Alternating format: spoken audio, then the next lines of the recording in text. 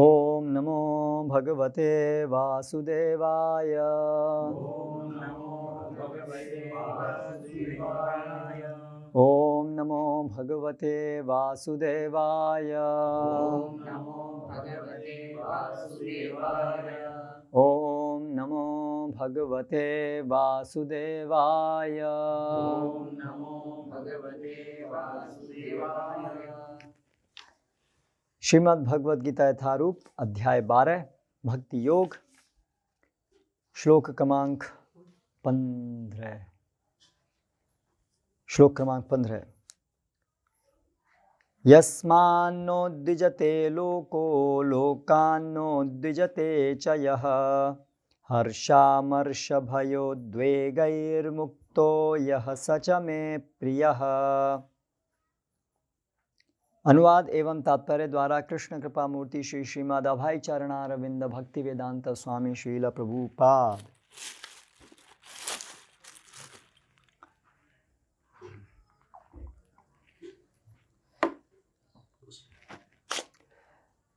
जिससे किसी को कष्ट नहीं पहुंचता तथा जो अन्य किसी के द्वारा विचलित नहीं किया जाता, जो सुख दुख में भय तथा चिंता में समभाव रहता है, वह मुझे अत्यंत प्रिय है। तात्पर्य: इस श्लोक में भक्त के कुछ अन्य गुणों का वर्णन हुआ है। ऐसे भक्त द्वारा कोई व्यक्ति कष्ट, चिंता, भय या असंतोष को प्राप्त नहीं होता। चूंकि भक्त सभी पर दयालु होता है, अतएव वह ऐसा कोई कार्य नहीं करता जिससे किसी को चिंता हो। साथ ही यदि अन्य लोग भक्त को चिंता में डालना चाहते हैं तो वह विचलित नहीं होता। यह भगवत कृपा ही है कि वह किसी बाह्य उपद्रव से क्षुब्ध नहीं होता। वास्तव में सदैव कृष्ण भावनामृत में लीन रहने तथा भक्ति में रत रहने के कारण ही ऐसे भौतिक उपद्रव भक्त को विचलित नहीं कर पाते। सामान्य रूप से विषयी व्यक्ति अपने शरीर तथा इंद्रिय तृप्ति के लिए किसी वस्तु को पाकर अत्यंत प्रसन्न होता है, लेकिन जब वह देखता है कि अन्यों के पास इंद्रिय तृप्ति के लिए ऐसी वस्तु हैं जो उसके पास नहीं है, तो वह दुख तथा ईर्ष्या से पूर्ण हो जाता है। जब वह अपने शत्रु से बदले की शंका करता है तो वह भयभीत रहता है, और जब वह कुछ भी करने में सफल नहीं होता तो निराश हो जाता है। ऐसा भक्त जो इन समस्त उपद्रवों से परे होता है, कृष्ण को अत्यंत प्रिय होता है। ओम अज्ञानतिमिरान्धस्य ज्ञानञ्जनशलाकया चक्षुरुन्मीलितं येन तस्मै श्रीगुरवे नमः। श्रीचैतन्यमनोभीष्टं स्थापितं येन भूतले स्वयं रूप कदा मह्यं ददाति स्वपदान्तिकं। वन्देऽहं श्रीगुरो श्रितः पदकमलं श्रीगुरून् वैष्णवांश्च। श्रीरूपं साग्रजातं सहगणरघुनाथान्वितां तं सजीवं साद्वैतं सावधूतं परिजनसहितं कृष्णचैतन्यदेवं श्रीराधा कृष्णपादान् सहगणललिता श्रीविशाखान्वितांश्च। जय श्री कृष्ण चैतन्य प्रभु नित्यानंद श्री अद्वैत गदाधर श्रीवासादि गौरभक्तवृंद। हरे कृष्णा कृष्णा कृष्णा हरे हरे, हरे राम राम राम हरे हरे। कल की चर्चा को आगे बढ़ाते हुए भक्तों के लक्षण क्या होते हैं, ये विषय चल रहा है। विशेष रूप से प्रगत अवस्था के अंतर्गत ये लक्षण प्रकट होते हैं।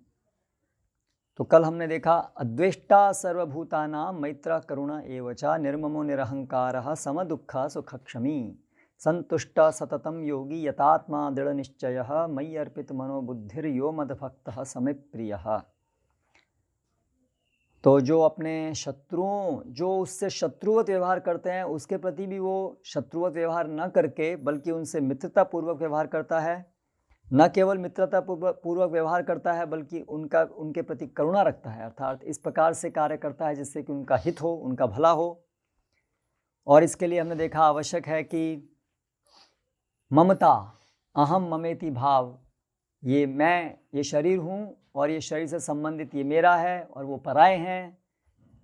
इस प्रकार से जो अज्ञानता से भौतिक आसक्तियाँ उत्पन्न होती है उससे वो रहित होता है, उसी के कारण ये अद्वेष्टा होना संभव है। और हमने कल देखा कि संसार में इतना द्वेष लोगों के बीच में इसीलिए है क्योंकि लोग अपने को शरीर मानते हैं और शरीर के आधार पे जो जिसको शरीर से संबंधित जो है उसको अपना मानते हैं। पत्नी, बच्चे, घर, उसी को आगे बढ़ाते जाएं तो समाज, देश, मानव समाज, और जो भी उस दायरे के बाहर है उससे वो नफरत करने से नहीं चूकते हैं। सम दुखा सुख क्षमी, और इसके लिए क्योंकि जब कोई हमसे शत्रुवत व्यवहार करेगा तो उससे दुख भी उत्पन्न होगा, तो इसलिए उस दुख और सुख में संभाव आवश्यक होगा। क्षमी, इसके लिए सहन करना आवश्यक होगा। सामान्यतः हम देखते हैं कि लोग सुख प्राप्त होने पर अत्यंत हर्षित हो जाते हैं और दुख प्राप्त होने पर अत्यंत शोकग्रस्त हो जाते हैं। डिप्रेशन आज एक बहुत सामान्य समस्या है। डिप्रेशन, क्या उपाय है इसका? आज के समाज में डिप्रेशन और मानसिक रोग बहुत बढ़े हुए हैं क्योंकि आज देहात्म बुद्धि को बहुत अधिक बल दिया जा रहा है। ये उसका सबसे बड़ा कारण है मानसिक रोगों का। आज हर जगह से, चाहे मीडिया है, चाहे एजुकेशन सिस्टम है, और पूरा समाज की तरफ से एक ही स्वर में तेजी से नाद है कि live now for who knows what will happen after death, nothing will happen after death. मृत्यु के बाद और कुछ नहीं है, जो है यही जीवन है, एक ही जीवन मिला है, जितना हो सके एंजॉय करो, भोग कर लो। ये सब तरफ से बहुत तेज स्वर में ये प्रचार है, बोले जाने के द्वारा, व्यवहार के द्वारा, पॉलिसीज़ के द्वारा, सभी तरह से। तो क्योंकि इस अज्ञानता को अधिक से अधिक बढ़ाया जा रहा है कि हम शरीर हैं और हम भोगता हैं और ये जगत हमारे भोगने की वस्तु है, तो इसीलिए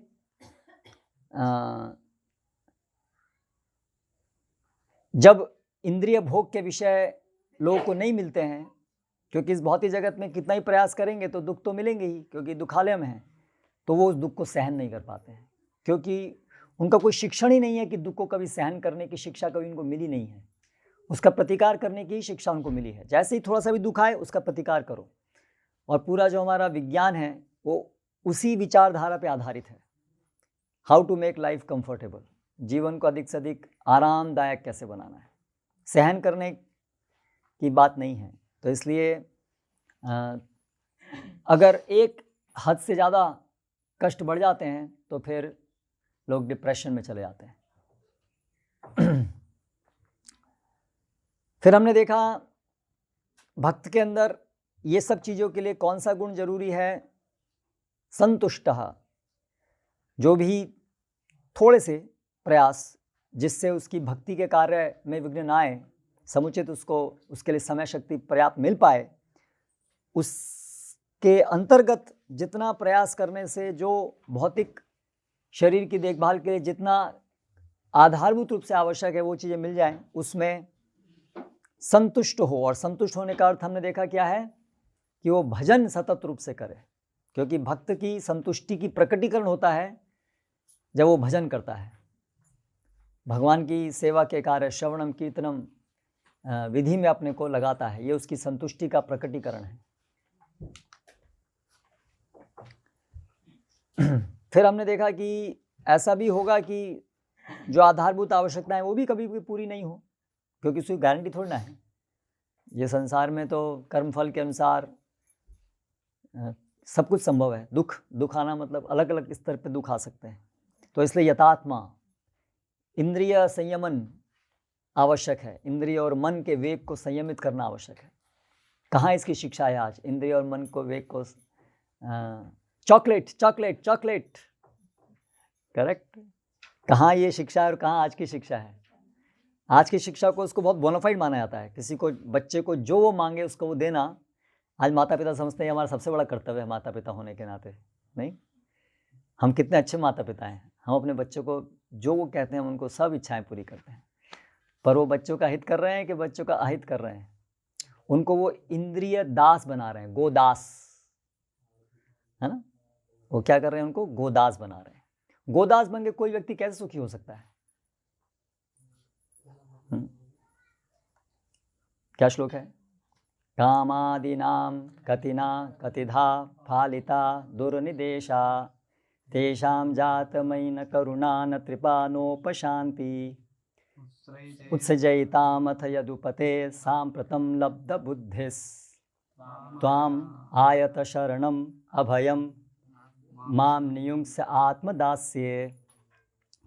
तो कामादीनाम कतिना कतिधा, कितनी सारी इच्छाएं, कितनी सारी, पूरे जिंदगी मैंने कामादीनाम कतिना कतिधा पालिता, उन सब की मैंने आज्ञाओं का पालन किया। दुर्निदेशा, बहुत कठोर आदेशों का भी पालन किया, लेकिन ये सब के बाद भी कोई मुझ पे करुणा उनकी नहीं हुई, ना वो शांत हुई। लेकिन अभी उन सबको मैंने छोड़ दिया है क्योंकि मेरी बुद्धि आई है और मैं आपकी शरण में आता हूँ, कृपया आप मुझे अपना सेवक बनाइए।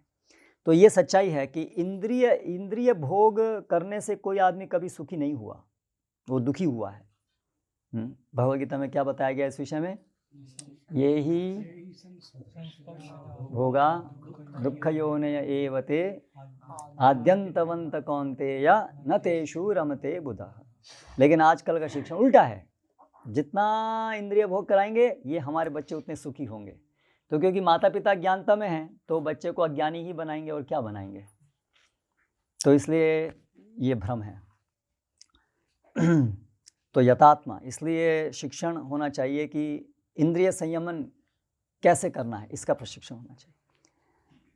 यानी हम यहाँ बात कर रहे हैं विशेष रूप से जो एक स्वाभाविक रूप से सब गुण कैसे प्रकट होते हैं भक्तों में, और उसके अंदर ये सब प्रशिक्षण भी जरूरी है। दृढ़ निश्चय हमने देखा कि चाहे कितना भी जीवन में संघर्ष हो, अलग अलग प्रकार की परिस्थितियां हों, दुखमय हों, सुखमय हों, लेकिन उसका निश्चय कि वो कृष्ण का सेवक है, कृष्ण की सेवा करता है, ये निश्चय उसका हमेशा दृढ़ रहता है। वो कहीं और नहीं जाता है, भगवान की शरण को छोड़ के अन्य कहीं किसी की शरण में नहीं जाता है। और फिर हमने अंत में देखा इन सब गुणों के लिए मूलभूत रूप से सबसे प्रमुख गुण जो आवश्यक है वो है मयि अर्पित मनोबुद्धि। भगवान में जिसकी मति है उसके अंदर ये चीजें सरलता से उपस्थित होंगी।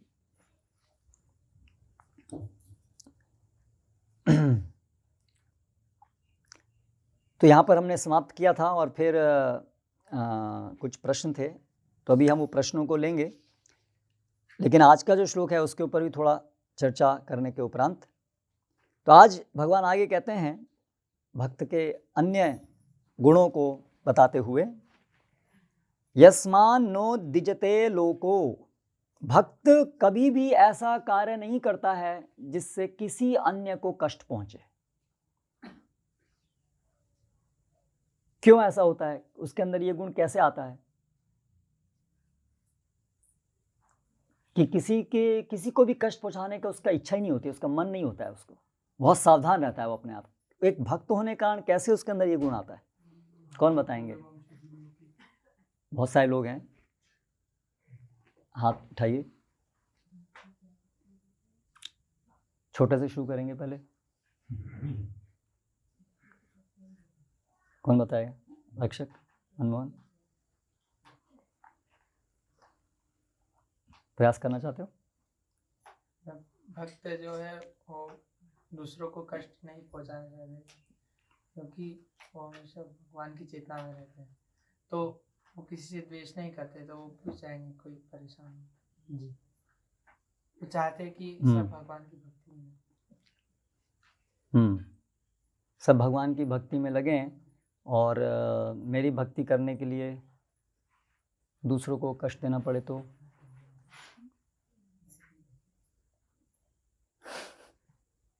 एनीवे ठीक है, ये उत्तर सही है। और भी बहुत कुछ कहा जा सकता है। सब में भगवान का अवस्थान देखता है। सब में भगवान की उपस्थिति को देखता है, सब भगवान के अंश हैं ये देखता है। और भक्ति करने से हृदय भी द्रवित हो जाता है। तो हृदय करने से भक्त का हृदय द्रवित होता है। तो स्वाभाविक रूप से वो किसी को कष्ट नहीं पहुंचाना चाहता। इसके बारे में भगवद्गीता में क्या कहा गया है? आत्मौपम्येन सर्वत्र समम पश्यति यो अर्जुन सुखम वा यदि वा दुखम सयोगी परमो मतः। जो अपने सुख दुख की से दूसरे के सुख दुख को समझ सकता है। करेक्ट। जब मुझे एक छोटा सा कट लगने से इतना कष्ट होता है, तो अगर मैं दूसरे का गला काटूंगा तो उसे कष्ट होगा, वो उसको आसानी से समझ में आता है। करेक्ट। यस। भक्त जो है वो देखता है कि भगवान के अंश हैं जो भी जीव है, केवल जीव ही नहीं, इवन प्रकृति जो है वो भी भगवान की ही प्रकृति है। तो वो भगवान के सेवा में लिप्त होनी चाहिए। तो उसके लिए उसके प्रयास होंगे, उसके लिए उसका एक पूरा जो जीवन है उसी पर केंद्रित है। इसलिए सुख दुख तो एक भौतिक सुख दुख की दृष्टि से तो सही है, लेकिन जैसे आप बताएं कि यदि भक्ति के लिए यदि कोई रिजल्ट प्राप्त करता है तो अपरेंटली हो सकता है बाह्य रूप से कि उसे दुख प्राप्त हो रहा है, लेकिन चूंकि उसके हित के लिए तो ऐसे आचरण या वाणी से भी उनको ऐसे उपदेश कर सकते हैं। और बेसिकली उसको किसी को पीड़ित करने के लिए कोई पर्पस नहीं है, क्योंकि लोग कोई पर्पस होगा तो वो कुछ करना चाहेगा। ऐसे जनरली जो भक्त नहीं, वो तो एनिमल इंस्टिंक्ट से कार्य करते हैं कि काम और क्रोध का आवेश है और फिर लोगों को दुखी कर देते हैं, खुद भी दुखी हो जाते हैं और अपना एक आवेश दूसरों पे को प्रयोग करते हैं। लेकिन भक्त है वो हर चीज़ को पर्पस समझ के कार्य करते हैं, सोच समझ के कार्य करते हैं, ज्ञान में कार्य करते हैं। So they don't see any purpose in giving pain to anyone. और भक्त मतलब क्या है? जो भगवान को प्रसन्न करना चाहता है। If you want to love me, love my dog. तो अगर भगवान को प्रसन्न करना चाहते हैं और भगवान के जो अपने हैं, जो भगवान की शक्तियां हैं, भगवान के जो संबंधित हैं, उनको कष्ट पहुंचा के भगवान को सुख होगा, तो वो ये बात समझता है ना। तो इसलिए वो जानता है कि हर चीज़ तो भगवान के संबंधित है। तो मैं किसी भी चीज़ को एक्सप्लॉइट करूँगा, अगर मैं किसी का शोषण करूँगा, किसी को मैं दुख पहुँचाऊँगा, तो क्या इससे भगवान प्रसन्न होंगे? नहीं होंगे। तो वो हर चीज़ को भगवान से संबंधित देख पाता है, हर चीज़ भगवान की है। और क्योंकि वो भगवान का भक्त है, तो इसलिए उसका भगवान के प्रति जो प्रेम है वो स्वाभाविक रूप से सबके प्रति उमड़ता है ना। तो इस वजह से वो स्वाभाविक रूप से किसी के प्रति हिंसा नहीं कर पाता। तो आज के परिप्रेक्ष्य में ये बात बहुत महत्वपूर्ण है, जिसमें हम देख रहे हैं आजकल लोग दूसरों को कष्ट पहुंचाने में उनको तनिक भी दिक्कत नहीं होती है ना। कितने जानवरों को मारा जाता है केवल अपनी जीवा संतुष्टि के लिए। 1 सेकंड में 32,000 मछलियां मारी जाती हैं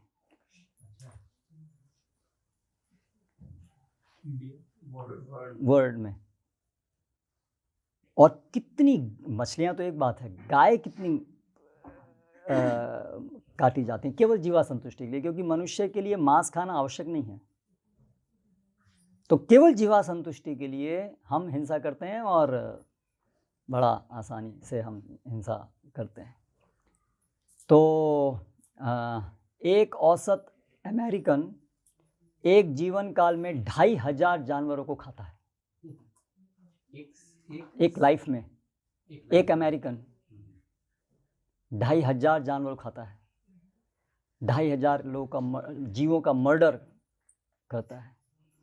तो आज का ये जो चीज़ है कि एक भक्त जो है वो कभी यस्मान नोद्दिचते लोको, एक भक्त जो है वो कभी भी दूसरों को कष्ट नहीं पहुंचाना चाहता। उसके विपरीत हम आज किस देख रहे हैं कि धीरे धीरे लोग जो हैं कष्ट पहुंचाने में विचार नहीं करते हैं हाँ, तो इस तरफ लोग बढ़ रहे हैं। हालांकि ज़्यादातर लोग जो मीट खाते हैं वो भी सब ऐसे नहीं हैं जिनको दूसरों को कष्ट पहुंचाने में आनंद आता है, सब ऐसे नहीं हैं। बहुत से लोग को वो स्ट्राइक नहीं होता है, वो इसको विचार नहीं कर रहे हैं कि जो वो खा रहे हैं उसके पीछे कितना दुख वो दे रहे हैं। इसलिए एक बार नहीं, कई बार ऐसे, अगर स्लॉटर हाउस में एक किसी ने वो स्टेटमेंट था ना, अगर स्लॉटर हाउस की दीवारें शीशे की होती तो बहुत सारा मांस खाना अपने आप बंद हो जाता। करेक्ट? अगर स्लॉटर हाउस की दीवारें जो हैं शीशे की बना दी जाएं तो पता चले। तो अगर वो देखेंगे लोग, और ऐसी मूवी भी बनाई गई है, मीट योर मीट। हाँ, एक छोटी सी एक डॉक्यूमेंट्री है कि कत्ल खाने में क्या होता है। मतलब अगर जो खाते हैं वो लोग भी यदि देखेंगे उसको तो फिर वो खाना नहीं खा पाएंगे, वो खाएंगे नहीं। ऐसा होता है बहुत लोग। एक बार इस बच्चों के ग्रुप को ले जाया गया, वो लोग रोने लगे पूरा, कई दिन तक नाइटमेयर्स, दहशत, वो उसको देख करके कई दिन तक वो लोग बहुत दहशत में थे। क्योंकि स्वाभाविक है इस प्रकार से उनका कत्ल किया जाना जानवरों को, और वो ये देखना कि हम ये कर रहे हैं, हम अपने खाने के लिए ये कर रहे हैं। करेक्ट? इसीलिए स्लॉटर हाउस को दूर बनाया जाता है और वहाँ आसपास में कोई आना जाना नहीं, और उसको बिल्कुल अच्छे से पैकिंग करके हमारे सामने आता है तो हमें उसके पीछे जो हिंसा और जो कष्ट हम दे रहे हैं वो तो दिखता ही नहीं है। ये उसका पर्पज़ है, इसको पर्पसफुली किया जाता है, क्योंकि सबको पता है अगर ये सबको विदित कराया जाएगा तो बहुत लोग इसको नहीं खाएंगे। और जो लोग ये स्लॉटर हाउस या जो भी इसको सैंक्शन कर रहे हैं उनका पर्पज़ है पैसा, तो वो पैसे के लिए कितनी भी हिंसा करने के लिए तैयार हैं। तो आप देखिए ये अवगुण लोगों में क्यों है, इसका एक रूट कॉज है, मुख्य कारण है भगवत चेतना का ना होना। क्योंकि उनको कोई समझ ही नहीं है कि उनका भगवान से क्या संबंध है, सब्जियों का भगवान के साथ क्या संबंध है, उस जगत के विषय में ये सब आधारभूत चीज़ों से बिल्कुल अनभिज्ञ हैं वो। बल्कि न केवल अनभिज्ञ हैं बल्कि गलत सोच में हैं कि हम यहाँ इस जगत में भोग करने के लिए हैं, इसलिए भोग के लिए जो भी चीज़ अच्छी लगे भोग के लिए कर लो। तो इस प्रकार की गलत धारणा से ही होता है। तो यस्मान नो द्विजो, लेकिन एक भक्त जो है वो मारना तो बहुत दूर की बात है, लेकिन वो किसी को भी अपनी वाणी से भी कोई परेशान हो ऐसा प्रयास नहीं करता है। चूंकि भक्त सबों पर दयालु होता है, अतः वह ऐसा कार्य नहीं करता जिससे किसी को चिंता हो। साथ ही यदि अन्य लोग भक्त को चिंता में डालना चाहते हैं तो वह विचलित नहीं होता। फिर दूसरा है लोकानो द्विजते चयः, दूसरे अगर उसको चिंता में डालना चाहते हैं तो वो भी चिंता में नहीं डाला जा सकता। दोनों तरफ से है। तो संसार में हम ऐसी अपेक्षा हमेशा कर सकते हैं कि पढ़ करके भी और बिना पढ़े तो हैं ही लोग ऐसे होंगे जो कि ऐसे नहीं होंगे, दुर्व्यवहार करेंगे। तो फिर एक भक्त को क्या होना चाहिए, जो हम कल डिस्कस कर रहे हैं, क्या सबका सारे संसार का मुंह बंद करें या अपने को इस स्थिति में लाएं, लोकान नो द्विजते चयः, उसे कोई परेशान कर ही नहीं सकता है। क्योंकि परेशानी हमें क्यों होती है, हम विचलित क्यों होते हैं, हम डिस्टर्ब क्यों होते हैं, मूल कारण क्या है उसका? इंद्रिय भोग में समस्या आती है हमारे, वही हमारे डिस्टर्बेंस कारण है। भगवान की सेवा हमें लगेगा नहीं, भगवान की सेवा में डिस्टर्बेंस आ रहा है इसलिए हम विचलित हो रहे हैं, लेकिन भगवान की सेवा तो किसी भी परिस्थिति में करी जा सकती है, किसी न किसी रूप में, है ना। मन के अंदर भगवान का नाम लेना, पत्रम पुष्पम फलम तोयम, कुछ भी भगवान तो उसको स्वीकार करते हैं। भगवान ने तो कंडीशन नहीं बनाई कोई कि मुझे इतना लेवल पर आपको ये करोगे तभी मेरी सेवा होगी। इसलिए भगवान की सेवा करना तो जीव का संवैधानिक स्थिति है। इसलिए वास्तव में भगवान की सेवा करने से कोई किसी को रोक ही नहीं सकता है। केवल आप अगर भगवान का कुछ भी नहीं कर पाएँ तो केवल अगर आप भगवान से प्रार्थना कर रहे हैं, मन के अंदर भगवान का नाम ले रहे हैं, तो सेवा हो रही है। करेक्ट? तो इस दृष्टि से अगर वास्तव में, जैसे हम कल चर्चा कर रहे थे, अगर वास्तव में हम यहाँ आए हैं केवल और केवल भगवान की सेवा करने के लिए, तो अगर हम शोकग्रस्त हैं तो इसका मतलब हमें साथ में कुछ और चाहिए। हम भगवान की सेवा करने आए, पर कैसे? सम्मान पूर्वक सेवा करने आए। हम भगवान की सेवा करने, लेकिन आरामदायक होकर के सेवा करने आए, ऐसे बहुत सारे हमारे साथ में कंडीशंस हैं अनकंडीशनल नहीं है। सेवा तो करने आए हैं पर साथ में कुछ कंडीशंस भी हैं। अब वो कंडीशंस क्या है, वो हिडन रहती हैं। जैसे आप देखिए आजकल होता है ना, कोई आप प्रोडक्ट लेते हैं, उन्होंने कहा था ये है, इसका प्राइस इतना है या ऐसा है, कॉन्ट्रैक्ट हो जाता है और बहुत छोटे छोटे अक्षरों में लिखा रहता है वो कंडीशंस। LIC की आप करेंगे तो आपको इतना मिलेगा, इतना मिलेगा, इतना मिलेगा, लेकिन वो जो कंडीशंस हैं वो बहुत छोटे छोटे अक्षरों में आती हैं, दिखती नहीं है वो। तो ऐसे ही हमारी भी भगवान की सेवा करने बहुत सारी कंडीशन साथ में हैं, लेकिन वो दिखती नहीं है हमको भी आप लोगों को तो दिख जाती है है? आप लोगों को तो दिख जाती है। नहीं, हम भी प्रैक्टिशनर हैं। तो अभी वो जो कंडीशन छोटी छोटी वो जूम आउट कब होती हैं, वो जब परिस्थितियाँ आती हैं, है ना। जब वो परिस्थिति ऐसी होती है तो फिर वो कंडीशन बाहर आती है और फिर वो लगता है कि अच्छा भाई सेवा तो हम तभी होगी जब हमारी ये फुलफिल होगी, जब हमको ये मिलेगा तभी हम करेंगे। जैसे हमने उस दिन देखा ना उदाहरण, भाई हमारा अपमान हो गया, अभी हम मंदिर नहीं जाएंगे, तो वहाँ कंडीशन सामने आ गई कि सम्मान पूर्वक सेवा करने आए हम लोग, अगर सम्मान मिलेगा तो सेवा करेंगे, नहीं मिलेगा तो नहीं करेंगे तो वो कंडीशन पहले डिफाइंड नहीं थी, लेकिन वो उस समय बाहर आ गई कंडीशन। करेक्ट। उसी प्रकार से आरामदायक होकर सेवा करेंगे, यदि आराम मिलेगा तो सेवा करेंगे, आराम नहीं मिलेगा तो सेवा नहीं करेंगे। तो ऐसी हमारी बहुत सारी कंडीशन है। तो हमें ये भी एक हमारी एक साधना का भाग होना चाहिए कि हम अपनी कंडीशंस को डिफाइन करें, देखें कौन कौन सी कंडीशन है हमारी। करेक्ट। क्योंकि भक्ति क्या है, शुद्ध भक्ति अनकंडीशनल सर्विस, बिना शर्त के सेवा करना, ये शुद्ध भक्ति है ना। लेकिन हमारी तो शर्तें हैं साथ में, और वही हमारी समस्या की जड़ है। तो हमें शोक हमें क्यों होता है, क्योंकि हमारी वो शर्तें बीच में आती हैं। इसलिए हमें लगता है सारा संसार में ये मेरी भक्ति में रुकावट है। जैसे अभी मैं एक जगह गया था प्रचार में, तो एक माता जी बता रहे थे कि उनकी सास कारण है उनकी भक्ति में प्रगति नहीं होने का। और आप देखेंगे तो भाई मैं जब भी जप करने बैठती हूँ तो मुझे कुछ काम दे देती हैं, क्योंकि उनको ये है कि जप क्यों कर रही है। तो भी एक तरीके से ठीक है, क्योंकि हो सकता है उनकी ऐसी हो कि क्यों जप कर रही है, उनकी इच्छा नहीं है, उनको ये समझ नहीं है कि जप करना चाहिए, तो ऐसा हो सकता है इनकी बात हो। तो लेकिन हमें किस परिप्रेक्ष्य में लेना चाहिए कि भाई वो जैसा हैं, प्रयास हो सकता है उनको समझाने का, दूसरी बात है, पर हमेशा ऐसी संभावना रहती है कि दूसरा व्यक्ति कितना समझे नहीं समझे, वो हमारे हाथ में नहीं है प्रयास करने के बाद भी।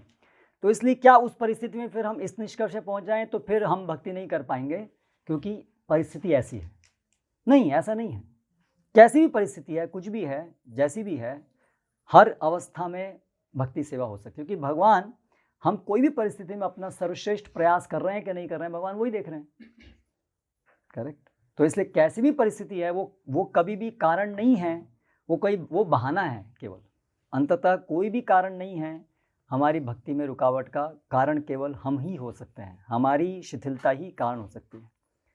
तो फिर हम क्यों कोई हमें कैसे चिंता में डाल सकता है, फिर कोई हमें क्यों कैसे परेशान कर सकता है। इसलिए जो एक उन्नत भक्त है वो कितना भी विषम परिस्थिति किसी दूसरे व्यक्ति के द्वारा आए, वो उससे विचलित नहीं होता है। बल्कि जैसे श्री बाबा बताते हैं, कोई शत्रुवत व्यवहार भी करता है तो भी वो क्या विचार करता है कि ये मैंने कहीं बहुत इनके साथ दुर्व्यवहार किया होगा पूर्व जन्मों में, तो अभी इसलिए ऐसा हो रहा है मेरे साथ, तो मैं अपनी करनी ही भर रहा हूँ। वो हमेशा ऐसा ही विचार करता है। अंततः हम जो भी भरते हैं अपनी करनी ही भरते हैं ना, कोई भी चीज़ अकस्मात या नहीं होती है। तो इसलिए अंततः भक्त ये भी समझता है कि जो भी परिस्थिति है मेरी, क्या करें, हमारे पति ऐसे नहीं है, क्या करें हमारी पत्नी ऐसी नहीं, क्या करें हमारी सास ऐसी नहीं, जो भी है आप ही तो उसे कारण है कि आपको ऐसा पति मिला, या आपको ऐसी पत्नी मिली, या आपको ऐसी सास मिली। करेक्ट। सब अपने कर्म फल के अनुसार भी तो मिल रहा है। क्या करें, हमारा शरीर ऐसा है, ठीक है, तो शरीर के जिम्मेदार भी कौन है, हम ही हैं। करेक्ट। तो किसको दोष देंगे हम, करेक्ट, किसको दोष देंगे हम, कहाँ जाएंगे ढूंढने के लिए दोष देने के लिए, किसको देंगे हम दोष। बाकी सब तो निमित्त बन रहे हैं। अंततः दोष तो केवल जो दे सकते हैं वो अपने को ही दे सकते हैं। करेक्ट। तो इसलिए फिर दूसरे से हम कैसे उद्विग्न होंगे और दूसरे के प्रति फिर द्वेष कैसे आएगा। तो दोष देने से भी कोई प्रयोजन तो सिद्ध होता नहीं। हाँ, बल्कि हृदय और जलता है उससे। करेक्ट। हम यहाँ सोचते हैं कि वो वेग है, वो वेग है, उससे केवल अभी प्रभुपाद कहते हैं यह भगवत कृपा ही है कि वह किसी बाह्य उपद्रव से शुद्ध नहीं होता। तो ये भगवत कृपा है, तो ये होने का अर्थ है कि उन्नत है अर्थात भगवत कृपा है, क्योंकि अन्यथा ये वेगों को सहन कर पाना बड़ा मुश्किल है। वास्तव में सदैव कृष्ण भावनामृत में लीन रहने तथा भक्ति में रत रहने के कारण ही ऐसे भौतिक उपद्रव भक्त को विचलित नहीं कर पाते। दोबारा उसी पॉइंट पे आ रहे हैं हम लोग, मयि अर्पित मनोबुद्धि। अंततः यदि उपद्रव हो रहे हैं उसका कारण क्या है? कृष्ण भावनामृत में लीन ना रह पाना। कृष्ण भावना नहीं है। अगर हमारा मन कृष्ण की सेवा में नहीं है तो कहीं और है, कहीं ना कहीं तो रहेगा ही मन, और कोई दो स्टेज दो इसके अलावा तीसरी कोई अवस्था नहीं। या तो हम कृष्णदास हैं या तो माया दास हैं, दोनों में से एक के दास तो हैं ही, ठीक है। तो जिस क्षण हम कृष्णदास नहीं हैं उस क्षण हम माया दास हैं। जिस मात्रा में हम कृष्णदास नहीं हैं उस मात्रा में हम माया दास हैं। इसे दोनों में से एक चीज तो हो ही रही है। तो इसलिए जरूरी है कि हम कृष्णदास होने के लिए अथक प्रयास करें, क्योंकि नहीं करेंगे तो माया दास तो अपने आप है ही, बाय डिफॉल्ट सेटिंग है वो माया दास होना हमारा। करेक्ट, डिफॉल्ट समझते हो क्या? स्वाभाविक।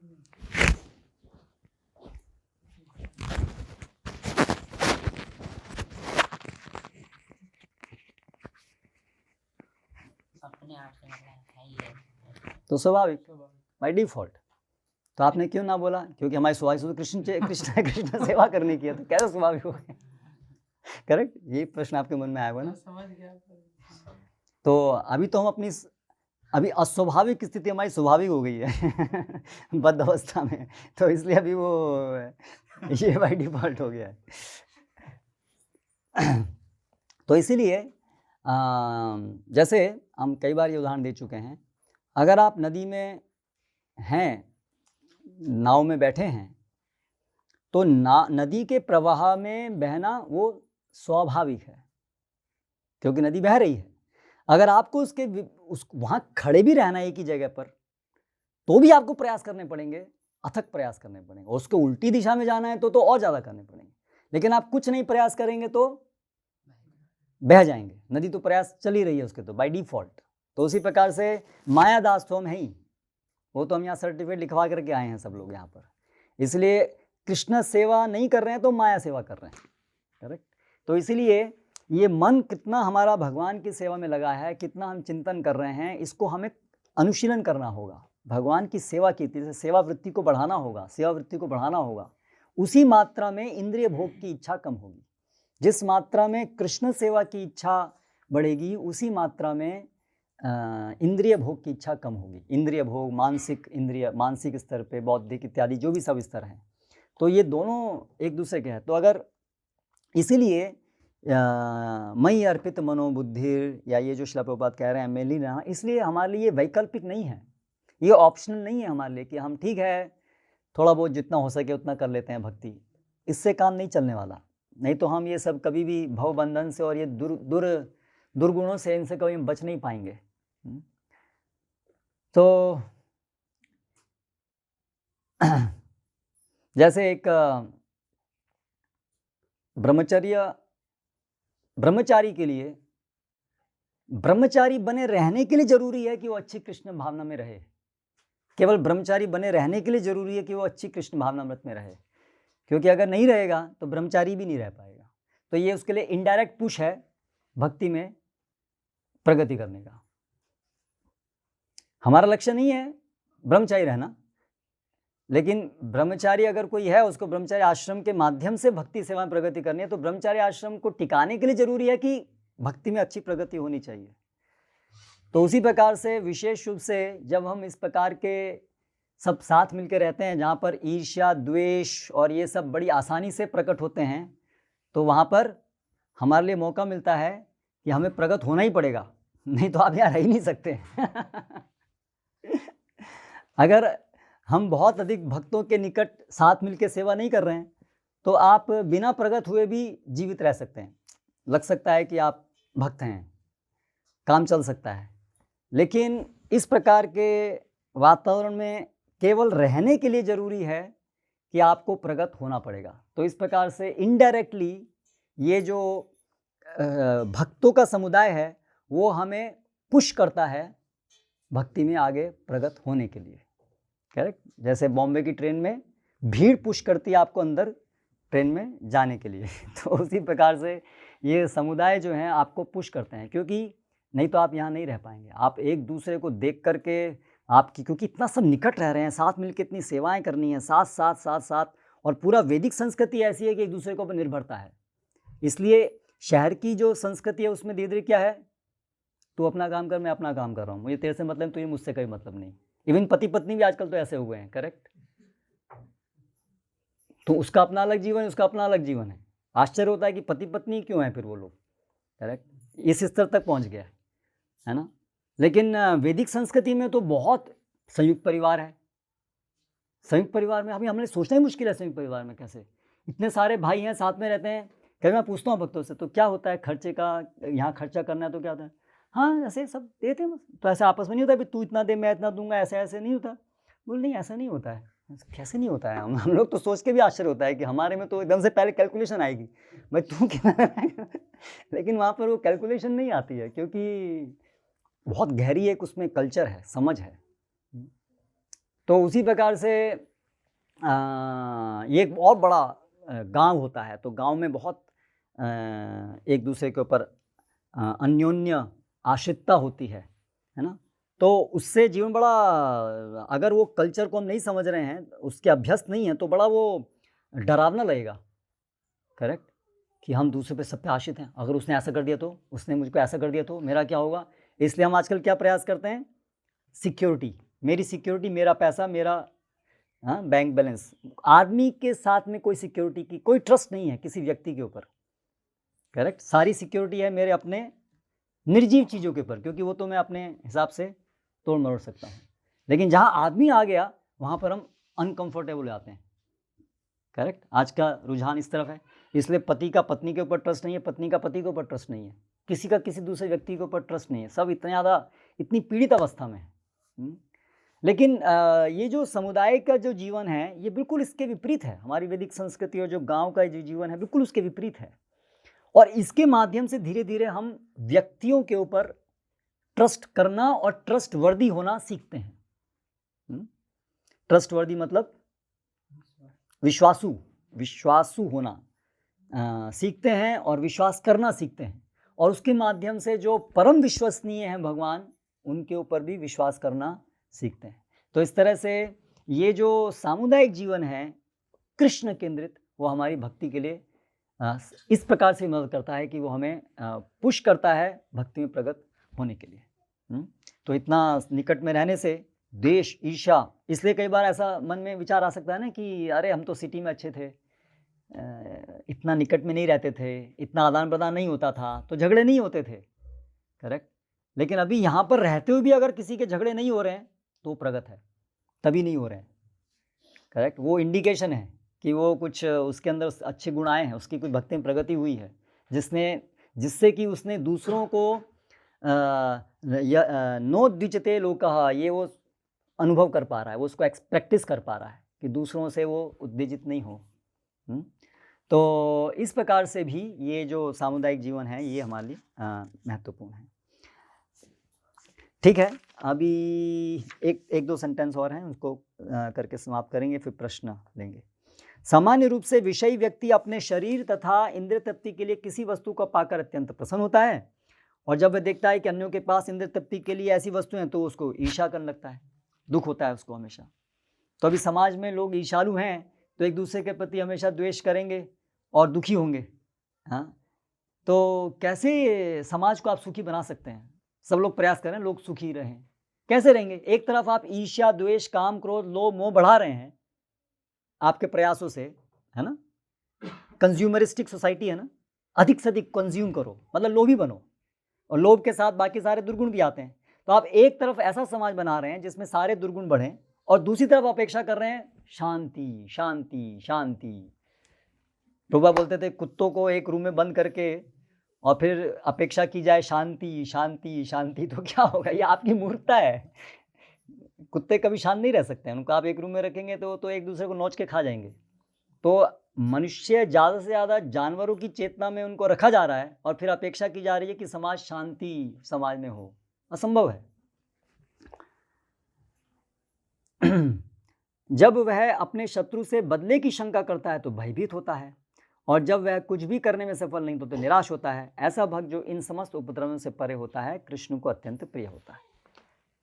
तो यहाँ समाप्त करेंगे। अभी कल की चर्चा से कुछ प्रश्न या आज की चर्चा से कुछ प्रश्न है तो हम उनको ले सकते हैं। हरे कृष्ण।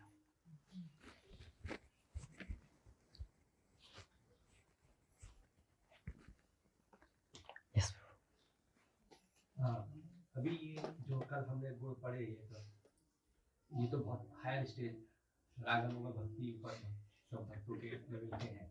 एक साधक की स्थिति में वहाँ तक पहुँचने का उसका प्रयास रहेगा, वो उसमें दो बातें आई कि सेवा और श्रवण कीर्तन के माध्यम से, और इनसे लड़ाई होगी, इन दुर्गुणों से लड़ाई होगी।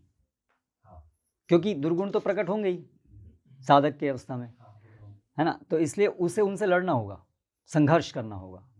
वो उसको अनदेखा नहीं कर पाएगा, करना नहीं चाहिए, क्योंकि नहीं तो ये दुर्गुण बलिष्ठ होते रहेंगे।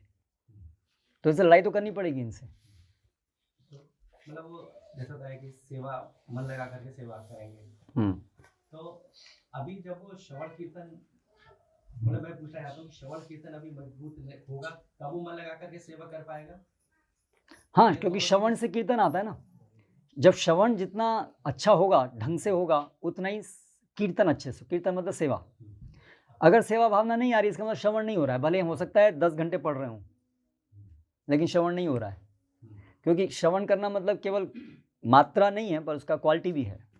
तो कहीं ना कहीं फिर श्रवण नहीं, तो श्रवण अगर अच्छे से हुआ है तो कीर्तन होगा ही होगा, सेवा भाव आएगा ही आएगा।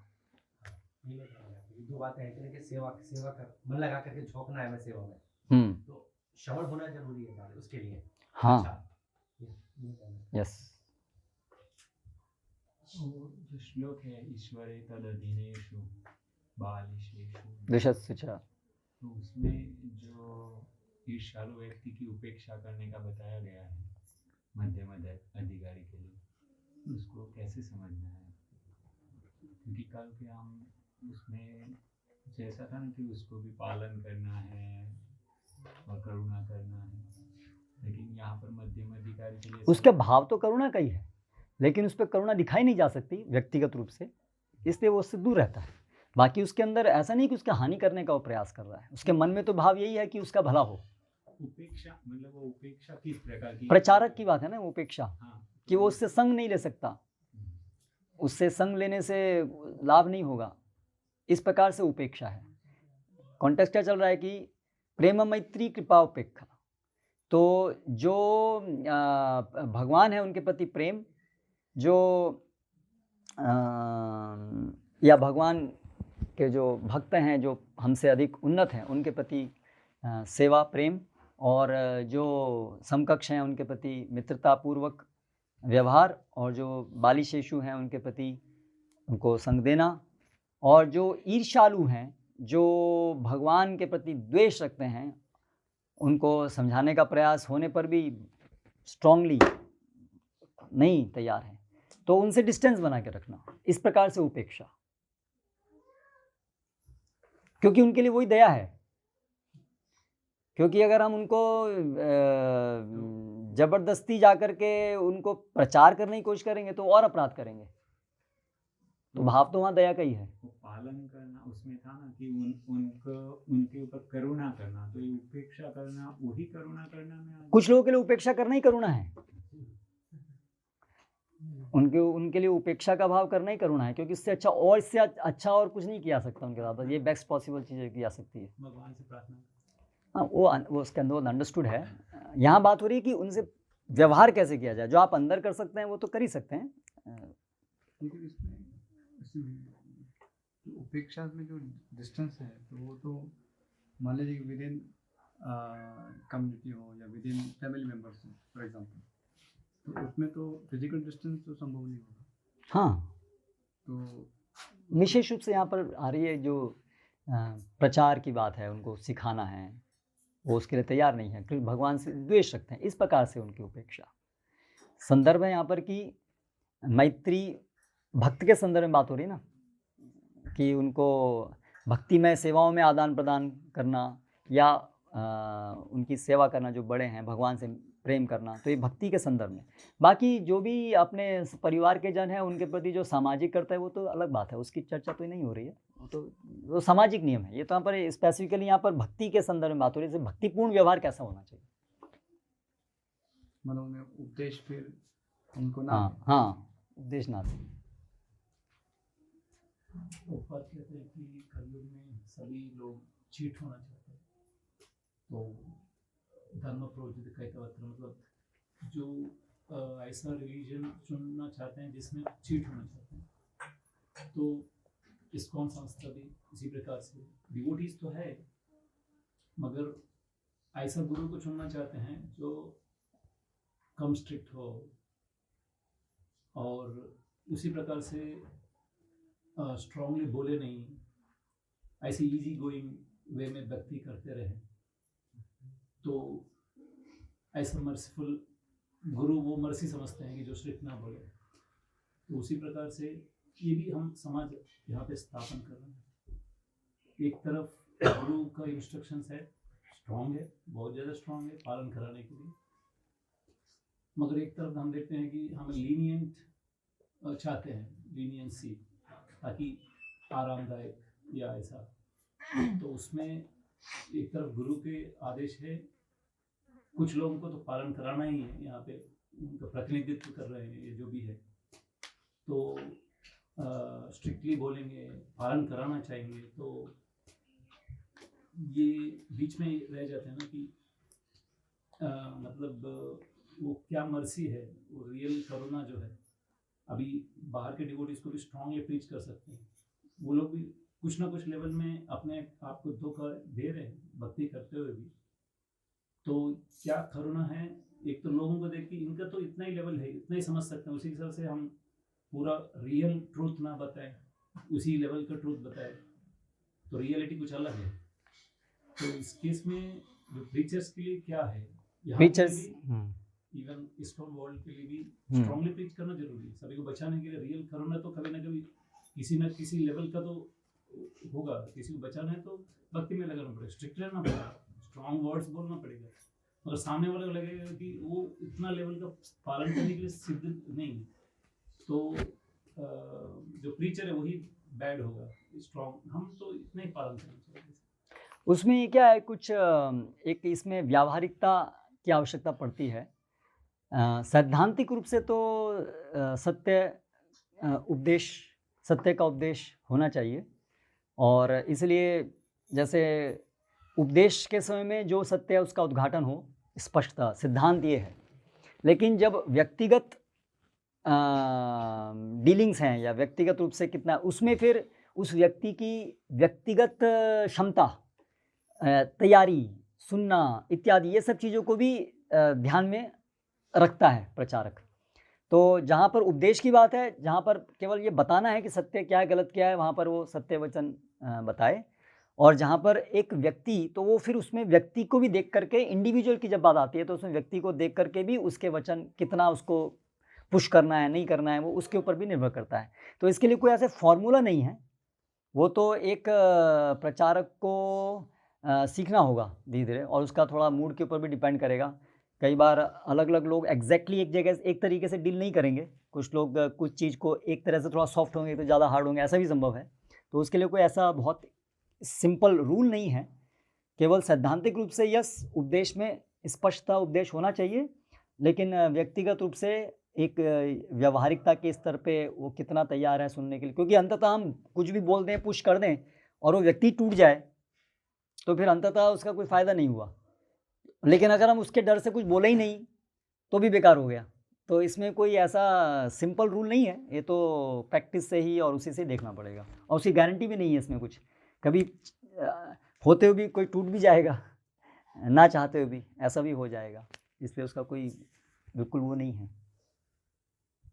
मतलब कल जो बात हुई थी जो साधु की बात कहा, तो कृष्ण की तरफ तो कम से कम आसक्त है कुछ लेवल का। हाँ, अच्छा, वो जो बात हुई थी कि भाई हमें कई बार शंका होती है कि साधु है भी कि नहीं। हाँ, तो बचाना है तो बहुत मतलब किसी अभी कोई इलेक्ट्रिक शॉक लग रहा है किसी को तो मारना ही पड़ेगा उसको निकालने के लिए। पर हर बार इलेक्ट्रिक शॉक नहीं लगता, कभी कोई दूसरा लगता है, अभी बिना वसूल में मारेंगे तो भी देखना पड़ेगा। करेक्ट। मतलब फिर ये कुछ गुरु बहुत स्ट्रांगली बोलते हैं, कुछ सॉफ्टली बोलते हैं। तो नहीं, बोलना तो सबको, देखिए जहाँ फिलॉसफी की बात आती है, जब बोलने की बात आती है, वहाँ जो सत्य है वही होना चाहिए। उसमें तो जो हमारे आचार्य का उदाहरण है और जो है वचन है स्पष्ट। लेकिन जहाँ पर व्यक्तिगत कैसे उसको डील करना एक व्यक्ति के साथ में, वहाँ पर एकोमोडेशन की बात भी आती है। जैसे भी यही फार्म कम्युनिटी है, अभी गुरु महाराज प्रवचन में बिल्कुल स्पष्ट था, yes this is the way. अभी लेकिन जब कोई एकोमोडेटिव की वजह से बहुत सारे इस्कॉन में प्रॉब्लम हो रहा है। मतलब सभी को एकोमोडेट करना चाहिए, मतलब जैसे कि नहीं, मैं सभी को वो उस प्रकार से एकोमोडेट की बात नहीं कर रहा। एक इंडिविजुअल के लिए ये जो रास्ता है यहाँ तक जाने का, टॉप तक, उसमें उसको थोड़ा थोड़ा हाथ पकड़ करके धीरे धीरे जिस स्तर पे वहाँ से थोड़ा थोड़ा उठाना पड़ेगा। उसको एकदम से खींच लेंगे तो वो टूट भी जाएगा ना, तो फिर प्रचार कैसे हुआ फिर वो। तो इसलिए वो इंडिविजुअल लेवल पर वो ध्यान रखना पड़ेगा। और इसमें अभी जब पूरे ग्रुप को लेके चलना है, पूरे एक समाज को उठाना है, तो उसमें ज़्यादा दक्षता चाहिए कि पूरे समाज को चलाने के लिए, आगे ले जाने के लिए कितना, कहाँ, किस लेवल पर कितना स्ट्रॉन्ग होना है। तो उसका कोई एक प्रिंसिपल नहीं बता पाएंगे कि इतना स्ट्रॉन्ग नहीं। ना केवल ये कह पाएंगे कि कोई एकोमोडेशन होना ही नहीं चाहिए, ज़ीरो।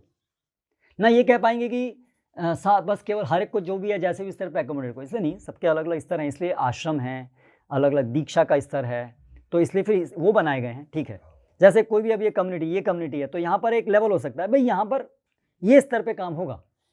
इसका अर्थ ये नहीं है कि हम कह रहे हैं जो इसके नीचे हैं वो हम रिजेक्ट कर रहे हैं उनको, लेकिन यहाँ पर वो नहीं है, वो कहीं दूसरी जगह पे, आप दूसरी जगह पे रह सकते हैं।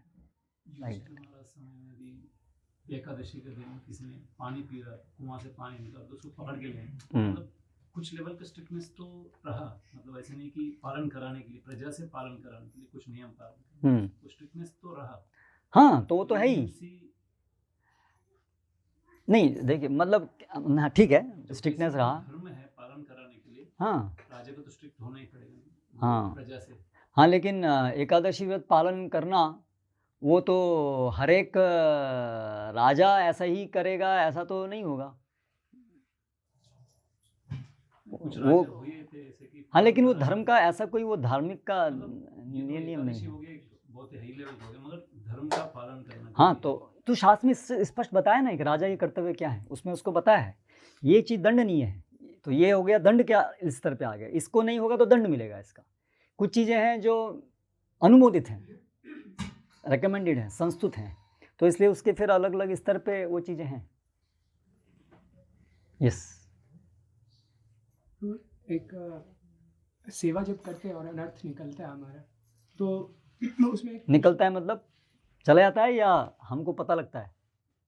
हमें भी पता लगता है, बाकी औरों को भी पता चल जाता है। अच्छा, निकल नहीं जाता, मतलब ऐसा नहीं कि साफ हो गया। मैनिफेस्ट होता है। तो उस समय उसमें भी हम देखते हैं कि स्तर हैं। जैसे कुछ भक्त तो हैं जो ऐसी सेवा कर सकते हैं, what ever is required, what is needed, वह उस लेवल पे सेवा कुछ भी कर सकते हैं। और कुछ भक्त होते हैं जिनकी कुछ प्रोपेंसिटीज़ हैं, उसके अकॉर्डिंग वो कम करने में ज़्यादा कंफर्टेबल है। तो प्रारंभिक अवस्था में अगर हम प्रोपेंसिटीज़ को देख के, हमारे इंक्लिनेशन को देख के, किधर झुकाव है वो देख कर अगर हम सेवा करना चाहें तो ये अनर्थ है या फिर नहीं, ये तो सेवा के अनुसार, स्वभाव के अनुसार सेवा में रत होना या कराना, ये तो साइंस है, विज्ञान है, इसलिए वर्णाश्रम है कि स्वभाव के अनुसार सेवा में रत हुआ जा सके। किंतु साथ साथ भक्तों की ये समझ भी होनी चाहिए कि हमें इस सिद्धांत को भूल नहीं जाना है, डूइंग द नीडफुल, क्योंकि ये हमें पुश करता है। क्योंकि वो कई बार like there is accident on the royal road also, तो कि अपने स्वभाव के अनुसार सेवा करना है, उससे ये भी एक धारणा आ सकती है कंफर्ट की, भाई अपने अपने से ही सीमित रहना, मेरा अपना इंद्रिय भोग, सेवा में भी इंद्रिय भोगना। तो इसलिए एक समर्पण की भाव को लाने के लिए एक पुशिंग भी जरूरी है। इसलिए सैद्धांतिक रूप से या कभी कभी इस चीज़ को भी प्रैक्टिस करना चाहिए, doing the needful sometimes, not all the times but at least sometimes. तो दोनों चीज़ों को लेके चलना पड़ेगा। पर यस, मेजोरिटी तो स्वभाव के अनुसार करने में ही अधिक समय तो इसी दिशा में होना चाहिए, जब तक भक्त तैयार नहीं है उसके लिए। एक भक्त का मेजॉरिटी टाइम या मेजॉरिटी भक्तों के नहीं, लिए? भक्त का मेजोरिटी टाइम। हाँ, यस। ये मॉरल प्रिंसिपल्स जो हैं, जो नीति। धर्मशास्त्र में, हाँ, नैतिकता जैसे कहते हैं, तो उसका और हम ये जो मय्यर्पित मनोबुद्धि है, तो ये जैसे इस श्लोक में बताया गया कि जो मय्यर्पित मनोबुद्धि जिसकी स्थिति है, अर्थात मन बुद्धि भगवान कृष्ण के सेवा में लग पा रहे, तो उनमें ये सब गुण दिखते हैं। साथ में ये जिनमें ये गुण है, अद्वेष्टा सर्वभूतानां मैत्रः करुण एव च, और तो ये उससे मन और बुद्धि कृष्ण में सरलता से लगा सकते हैं, एक दूसरे के पूरक है। तो ये हम जब यहाँ पर एक कम्युनिटी या तो फैमिली के कॉन्टेक्स्ट में देखें या गुरुकुल के कॉन्टेक्स्ट में, तो हम बच्चों को जब ये शिक्षा दे रहे हैं, तो हम किस स्तर पे शिक्षा दें, नैतिकता का उसको उसमें क्या भूमिका होगी, और जो जन मय्यर्पित मनोबुद्धि, एक भक्त के समुदाय में तो सीधा, क्योंकि भगवान प्रसन्न नहीं है इसलिए हम ये नहीं करते हैं। नैतिकता का सर्वोच्च जो स्तर है वो सीधा सर्वश्रेष्ठ, और अगर भक्त समुदाय में बच्चे हैं तो उनको सीधा इसी स्तर पे ही प्रश्न, उसमें सब नैतिकता आ गई, नैतिकता की सर्वोच्च नैतिकता आ गई कि अंततः परम नैतिकता है कृष्ण की प्रसन्नता। उसमें जैसा भी देखते हैं कि छात्र होते हैं, जो भी इंडिविजुअल मेंबर होते हैं, वे मय्यर्पित मनोबुद्धि उसको उनको समांतर वो स्पर्श नहीं होता है। नहीं, हम ये स्तर पे नहीं कह रहे। नैतिकता को भी जैसे अद्वेष्टा होना, किसी के प्रति द्वेष नहीं करना, मान लीजिए, तो कृष्ण नहीं चाहते कि हम किसी के प्रति द्वेष करें, इसलिए हम द्वेष नहीं करेंगे।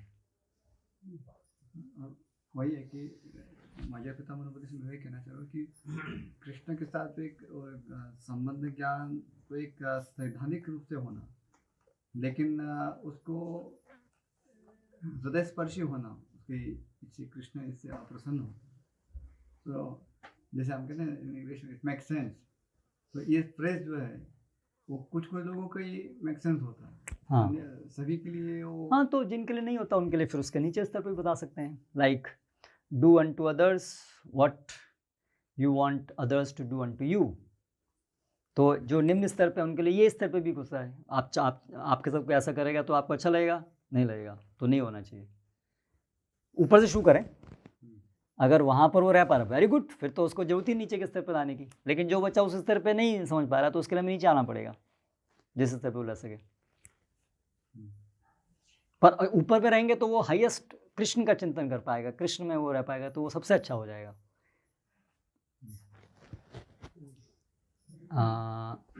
किसको आपने नहीं पूछा? मेरा भी दूसरा है। आपका भी दूसरा है, ठीक। पहले आपने पहला पूछा था ना? हाँ, ठीक।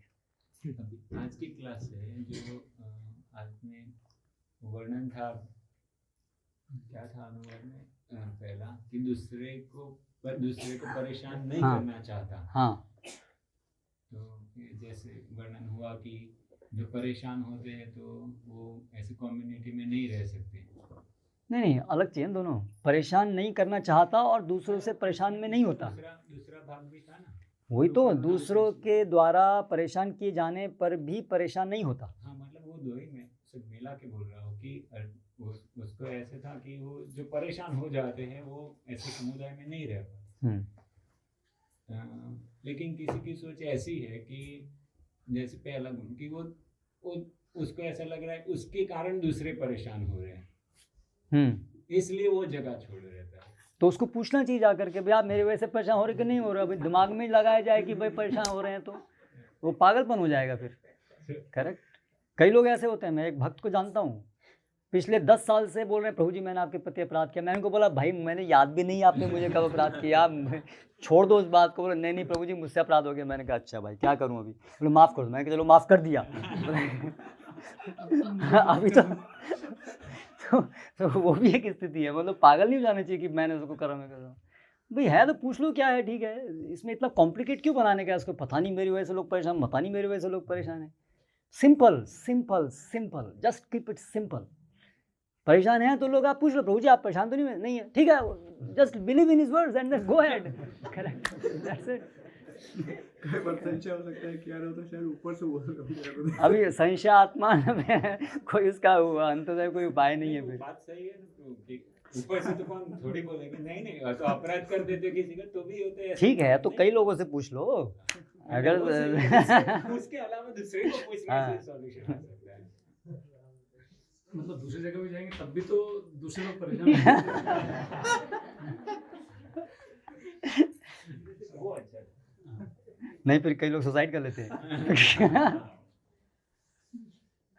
कि अमानी ना मान देना जो है, स्वयं के लिए मान नहीं देना, किसी भी मान देना है।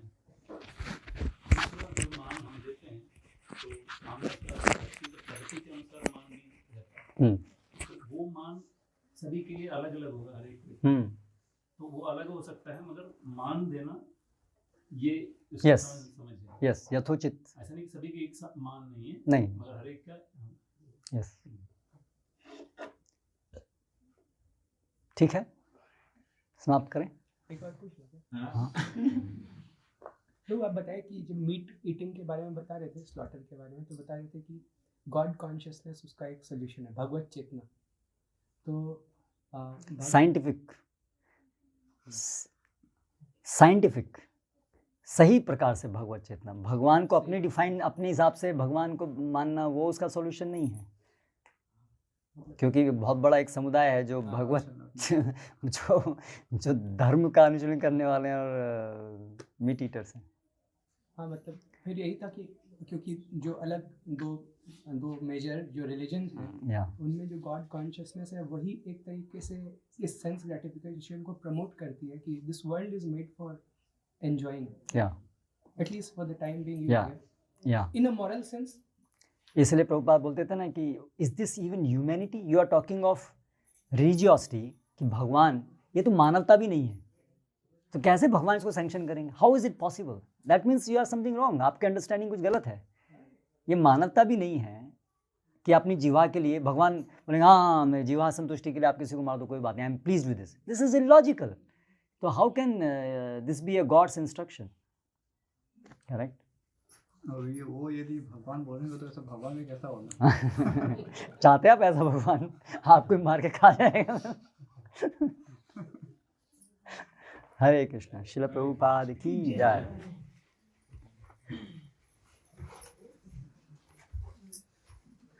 ऐसे तो तब से सभी लोग द्वेष छोड़ दिए हैं सभी।